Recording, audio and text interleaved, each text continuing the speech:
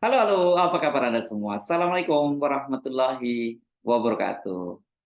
Apa kabar? Kembali berjumpa dengan saya, Yusman Arif dari Forum News Network. Kontroversi perintah dari Presiden Jokowi untuk melakukan renovasi terhadap Jakarta International Stadium atau lebih dikenal sebagai JIS untuk penyelenggaraan Piala Dunia U17 terus berlanjut. Isu ini malah jadi polemik antara politisi pendukung pemerintah dan dengan para pendukung Anies Baswedan. Di media sosial, buzzer itu sekarang ini lagi seru-serunya memainkan isu ini setelah mereka kemarin sebelumnya menggoreng isu Anies Baswedan ngibul karena mengaku-ngaku naik haji diundang pemerintah saat kerajaan Arab Saudi gitu. Tapi kan kita tahu isu ini atau gorengan ini kemudian gagal total, bahkan malah menjadi bumerang buat mereka karena Anies kan kemudian berhasil membuktikan bahwa dia memang betul diundang oleh kerajaan Arab Saudi, dan itu salah satu buktinya adalah ketika dia mengunggah foto dia bersalaman dengan Pangeran Muhammad bin Salman. Dan foto ini sebenarnya hanya di-repost oleh Anies Baswedan karena sebelumnya foto itu juga telah dimuat oleh SPA Agency ya. Ini SPA Agency ini kantor beritanya dari Arab Saudi. Nah sekarang ini ya para buzzer yang ini, saya kira nggak ada kapok-kapoknya dan nggak tahu malu ini dapat mainan baru soal yakni JIS yang disebut-sebut tidak sesuai dengan standar untuk penyelenggaraan Piala Dunia U17 yang diselenggarakan oleh FIFA ya, Federasi Sepak Bola Internasional. Dan ini kali ini mereka ini dapat amunisinya nggak main-main karena yang menyampaikan keterangan bahwa Jakarta International Stadium itu tidak memenuhi standar itu adalah Ketua Umum PSSI Erick Thohir, dan kemudian Presiden Jokowi yang mendapat laporan itu memerintahkan agar JIS itu direnovasi sesuai dengan standar FIFA, sehingga dengan begitu nantinya ini bisa digunakan sebagai salah satu stadion untuk pertandingan U17 yang akan di mana Indonesia akan menjadi tuan rumah menggantikan Peru. Ini nasibnya Indonesia ini sekarang kebalik-balik ini ya. Kalau sebelumnya kan kita tahu ada pelaksanaan U20 yang Indonesia sudah ditunjuk sebagai tuan rumah, tapi karena kontroversi muncul berkaitan dengan penolakan kehadiran timnas itu kan kemudian Indonesia dibatalkan jadi tuan rumah dan kemudian dipindahkan ke Argentina. Nah sekarang ini U17 yang rencananya diselenggarakan di Peru karena Peru tidak mampu melaksanakannya kemudian dipindahkan ke Indonesia. Jadi ya ini tentu saja semacam pelipur lara lah buat Indonesia yang sebelumnya gagal menyelenggarakan U17. Tetapi sayangnya ini nggak seperti semangat yang disampaikan oleh Presiden Jokowi bahwa harusnya masalah olahraga itu jangan dicampur adukkan dengan politik. Nah ini disampaikan oleh soal ini kan disampaikan oleh Presiden Jokowi ketika waktu Indonesia gagal menjadi tuan rumah Piala Dunia U20 ya. Pada waktu itu kita tahu PDIP yang menolak keras dan salah satunya itu adalah Ganjar Pranowo ya, Gubernur Jawa Tengah, selain tentu saja Gubernur Bali yang juga kader PDIP Wayan Koster. Tapi kemarin yang paling ramai kan yang disoroti itu kemudian adalah posisi dari Ganjar Pranowo yang ikut-ikutan menolak, dan ini membuat Jokowi sangat kecewa ya. Nah sekarang kok diulang lagi soal Jakarta International Stadium ini, kesannya memang dipolitisasi, dan saya sih melihat ini merupakan upaya untuk membunuh karakter dari Anies Baswedan. Jadi macam-macam caranya ya Anies Baswedan ini tidak cukup dihadang melalui upaya-upaya hukum, melalui politik, tapi juga pembunuhan karakter. Yang jelas kemarin yang sangat kencang ya soal dia disebut tukang ngibul tadi, kemudian muncul sampai hashtag tukang ngibul naik haji. Dan setelah gagal dengan isu itu, sekarang Anies Baswedan akan coba dibunuh karakternya dengan melalui pernyataan bahwa Jakarta International Stadium itu tidak layak dan tidak memenuhi standar dari FIFA. Dan lalu kita paham kenapa sampai sekarang kok tetap saja JIS ini dijadikan semacam komoditi politik dalam soal ini. Ya karena bagaimanapun juga ketika orang bicara tentang Jakarta International Stadium, yaitu pasti orang bicara tentang salah satu legacy atau peninggalan, monumen peninggalan dari Anies Baswedan gitu ya. Sebelumnya itu Ketua Umum Persatuan Sepak Bola Seluruh Indonesia PSSI Erick Thohir itu dia mengungkapkan beberapa kendala dan kekurangan Jakarta International Stadium sehingga dianggap masih belum layak untuk menjadi tempat pagelaran pertandingan Piala Dunia U17 yang akan diselenggarakan tahun ini 2023 ya. Dan pernyataan dari Erick Thohir ini kemudian digoreng habis ya oleh para politisi, terutama politisi di DPRD DKI Jakarta. Biasalah yang menggoreng, ada PDIP, ada PSI yang mendowngrade ya bagaimana keberhasilan Anies membangun stadium, karena ternyata faktanya tidak seperti yang digembar-gemborkan selama ini. Itu ternyata tidak layak. Sementara partai lain yang selama ini menjadi pendukung Anies seperti Nasdem maupun PKS misalnya menilai bahwa ini merupakan politisasi, renovasinya itu sebagai politisasi. Menurut mereka ya kalau memang ada kekurangan ya dilakukan saja perbaikan-perbaikan gitu, nggak perlu kemudian jadi perdebatan, jadi polemik dan kemudian juga digoreng di media sosial. Erick ini kan waktu itu ketika menjelaskan ada beberapa persoalan di Jakarta International Stadium itu mengatakan bahwa dia mengaku terbuka dengan arahan dari yang disampaikan oleh Presiden Jokowi bahwa JIS itu akan digunakan sebagai alternatif tempat penyelenggaraan Piala Dunia selain stadion utama Bung Karno. Tapi itu kata dia bahwa JIS itu mempunyai kekurangan.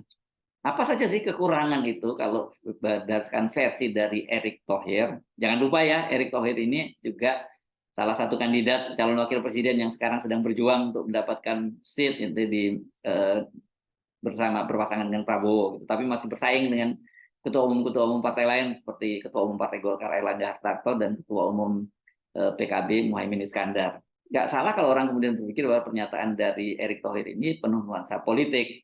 Mari kita bahas apa saja yang disampaikan oleh Erick Thohir. Kata dia, pertama itu soal akses keluar masuk yang terbatas. Saya malah sempat menyimak Erick Thohir menyatakan hanya satu pintu keluar masuk itu ya, itu membahayakan para penonton gitu. Kemudian juga soal rumput jahitan gitu ya.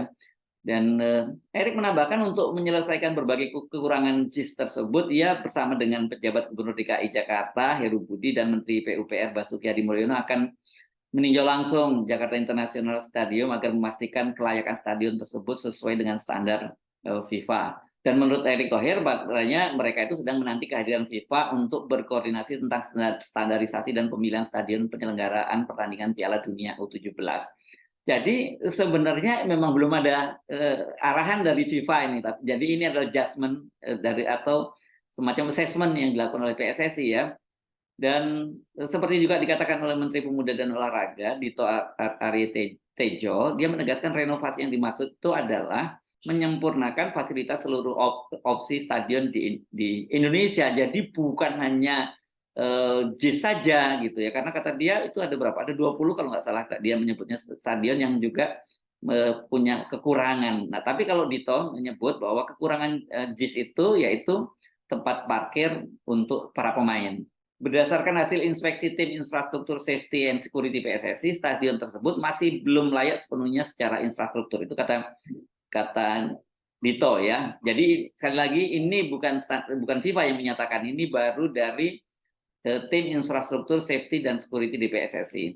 Nah, apa sih maksudnya kekurangan infrastruktur, yaitu ya ini ada area drop off tim sampai dengan sirkulasi aktivitas terkait pertandingan di outer perimeter menumpuk pada bagian barat utara. Kemudian dari koncourse timur juga masih belum bisa dipergunakan, dan juga PSSI menyebut perimeter tribun itu masih harus dikaji ulang. Dan beberapa hal lain yang menurut hasil dari inspeksi dari PSSI yang belum memenuhi standar itu sarana dan prasarana pendukung seperti transportasi umum, jalan akses menuju stadion, dan parkir. Akses menuju stadion itu masih ada satu pintu saja. Rupanya ini Erick Thohir mengutip dari hasil dari inspeksi dari PSSI ya, sehingga dikhawatirkan tuh penonton membutuhkan waktu lama saat keluar masuk.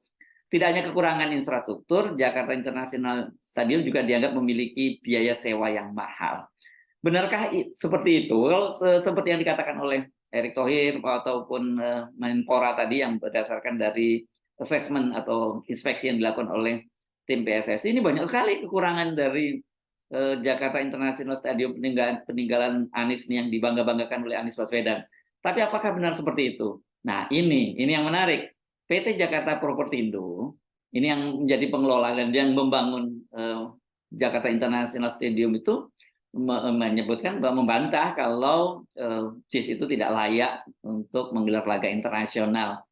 Karena menurut mereka bahwa Jakarta International Stadium itu sudah sesuai dengan standar dari FIFA. Pelaksana tugas dari JSI, proyek JSI ini, yakni Ari Wibowo, membantah soal itu. Menurut dia pembangunan stadion dengan kapasitas 82.000 penonton itu sudah mendapat pengawasan dan pendampingan langsung pada waktu proses pembangunannya itu oleh FIFA.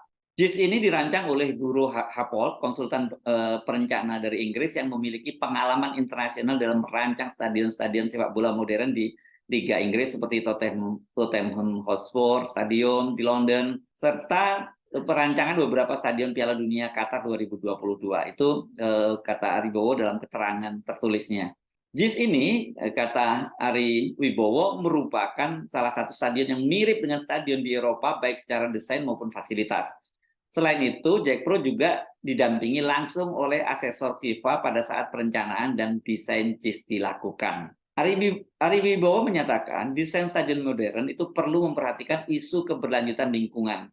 Salah satunya, stadion direkomendasikan agar terintegrasi dengan sarana transportasi publik. Ini yang banyak dipersoalkan tadi ya, soal tempat parkir. Itulah sebabnya kenapa kemudian fasilitas parkir di Jakarta International Stadium itu daya tampungnya terbatas agar para penonton atau supporter yang berkunjung ke stadion lebih mengutamakan untuk menggunakan transportasi publik dibandingkan kendaraan pribadi. Saat ini katanya Jakarta International Stadium itu sudah terintegrasi dengan bus rapid transit BRT dan selanjutnya akan terintegrasi juga dengan komuter lain dan LRT Jakarta. Untuk mendukung hal tersebut, Jakarta International Stadium itu hanya menyiapkan 1.200 kantong parkir untuk bus dan kendaraan pribadi.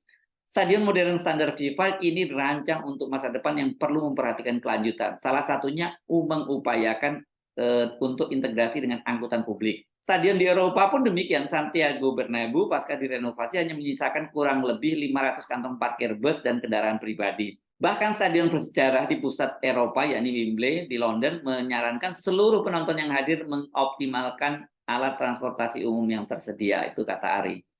Yang marah ini jadi bukan lagi pendukungnya Anies Baswedan, tapi ya Jakpro ya yang menjadi penanggung jawab proyek ini. Nah, dalam keterangannya itu Ari Wibowo menyatakan itu setidaknya ada 10 poin keunggulan Jakarta International Stadium ya. Dan itu semuanya sudah memenuhi kriteria rekomendasi teknis dan persyaratan stadion sepak bola standar FIFA. Apa saja itu? Nah, mari kita coba saya bacakan untuk Anda satu persatu kelebihannya itu. Satu, mulai dari tahap prakonstruksi atau tahap perencanaan termasuk penentuan lokasi stadion yang strategis dan mudah untuk dijangkau publik. Dua, unsur safety dan security seperti struktur bangunan, sistem pencegahan kebakaran, dan sistem pengamanan, tersedianya control room, ruang medis pemain, dan publik. Yang ketiga, orientasi dan parkir. Jakarta International Stadium memiliki area parkir di dalam maupun di luar stadion. Area parkir kendaraan maupun bus, serta area parkir khusus VIP, garis miring VVIP, terpisah dari area publik. 4. Playing area, meliputi ukuran lapangan, pemilihan jenis rumput, alami, garis miring sintetis, dan sistem drainasenya. Penempatan bangku pemain, LED perimeter, garis miring advertising board, aksesibilitas lapangan dalam kondisi darurat, signage area, penanda akses, penanda jalur evakuasi yang tersebar di seluruh area stadion, serta penanda kondisi darurat. Yang kelima, player dan match official seperti ruang ganti pemain yang dilengkapi dengan toilet dan shower area. JIS memiliki 4 buah ruang ganti pemain yang memiliki jalur area khusus keluar masuk pemain, ruang pelatih, ruang massage, 2 buah ruang pemanasan indoor warming up room, ruang kontrol doping, ruang kontrol ball girl dan ball boy. Yang keenam, JIS juga telah sesuai standar FIFA untuk pemenuhan fasilitas penonton mulai dari standar kenyamanan penonton yang sangat diperhatikan. JIS juga menyediakan fasilitas untuk disabilitas seperti jalur akses area penonton, parkir, lift, dan toilet khusus difabel. Selain itu, sistem tiketing dan akses elektronik tersedia di setiap gerbang untuk menunjang digitalisasi sistem tiketing. Yang ketujuh, hospitality, seperti fasilitas untuk tamu-tamu penting, baik VIP maupun VVIP seperti corporate box, royal lounge, meeting room, dan akses lobby untuk drop-off khusus VIP dan VVIP. Yang kedelapan, fasilitas media seperti ruang press conference, media room, mix zone, tribun khusus media, infrastruktur broadcasting. Yang kesembilan, lighting dan power supply seperti supply power khusus yang diperuntukkan untuk kebutuhan energi di Jakarta International Stadium dan kawasan standar lighting lapangan utama untuk mendukung kebutuhan broadcasting standar internasional 2.400 lux. Yang ke-10, communication dan additional area termasuk penyediaan jaringan telekomunikasi yang memadai. Ini lengkap banget ini rupanya. JIS ini nggak mau tanggung-tanggung nih, jelaskan semua apa sih kelebihan mereka yang katanya sudah sesuai dengan standar FIFA. Nah, jadi sebenarnya kita ini mana yang bisa kita percaya, PSSI atau Jack Pro yang mengaku bahwa pembangunan ini sudah mendapat pendampingan dari FIFA. Saya kira dari sini saja kita tahu bahwa memang benar ini adalah politisasi ya dalam soal penggunaan Jakarta International Stadium ini. Pasti dikhawatirkan kalau ini digunakan, orang akan teringat kembali bahwa ini adalah monumen hidup yang dibangun oleh Anies Baswedan. Tapi apa iya, masih kayak gini-gini pun juga harus masih dipersoalkan terus kan. Bagaimanapun juga sekarang ini Anies sudah maju sebagai calon presiden, gubernurnya ada Heru Budi. Betul sih bahwa Anies Baswedan masih akan dilihat orang kalau lihat Anies Baswedan. Tetapi tetap saja ini kan berkaitan dengan keberhasilan Indonesia dalam penyelenggaraan U17 itu ya sebagai tuan rumah. Jadi harusnya hal-hal begini nggak perlu lagi dipolitisasi, didramatisasi begitu ya. Terus sampai presiden juga turun tangan menyatakan perlu ada renovasi sesuai dengan standar FIFA. Lah ini kan sudah sesuai dengan standar, apalagi yang perlu distandarkan. Kalau toh ada kekurangan-kekurangan juga, ya sudah nggak perlu ribut-ribut seperti itu, tetap diperbaiki dan kemudian pada saatnya nanti ketika berlangsung Piala U17 ini Jakarta International Stadium itu bisa menjadi salah satu tempat pertandingan itu berlangsung dan dunia bisa menyaksikan, oh ternyata Indonesia punya stadium yang standarnya Eropa. Nanti kita tinggal menunggu ulasan dari para pemain, dari official, bahkan juga dari media-media internasional yang hadir, apakah memang Jakarta International Stadium ini sudah memenuhi syarat atau tidak gitu ya, apakah memang memenuhi standar FIFA atau tidak. Jadi jangan kita sendiri yang sudah mempersoalkan itu. Jadi karena itu menurut saya memang ini ribut-ribut ini mulai dari soal haji, kemudian soal rencana penggunaan Jakarta International Stadium ini adalah cara untuk membunuh karakter dari Anies Baswedan. Saya tidak tahu setelah nanti selesai dari membunuh Anies melalui Jakarta International Stadium ini apalagi yang akan dilakukan. Tetapi itulah saya kira ya realitas politik di Indonesia, praktek politik kita itu tidak sehat. Ya, ini sebenarnya menurut saya sudah bukan lagi negatif campaign, tapi sudah menjurus ke arah black campaign, terutama seperti yang kasus yang terjadi pada waktu Anies disebut ngibul karena mengaku melaksanakan ibadah haji karena dapat undangan dari Kerajaan Arab Saudi kan. Padahal faktanya memang Anies diundang oleh Kerajaan Arab Saudi dan menjadi tamu kehormatan. Saya Arif dari Forum News Network. Sampai jumpa lagi. Assalamualaikum warahmatullahi wabarakatuh.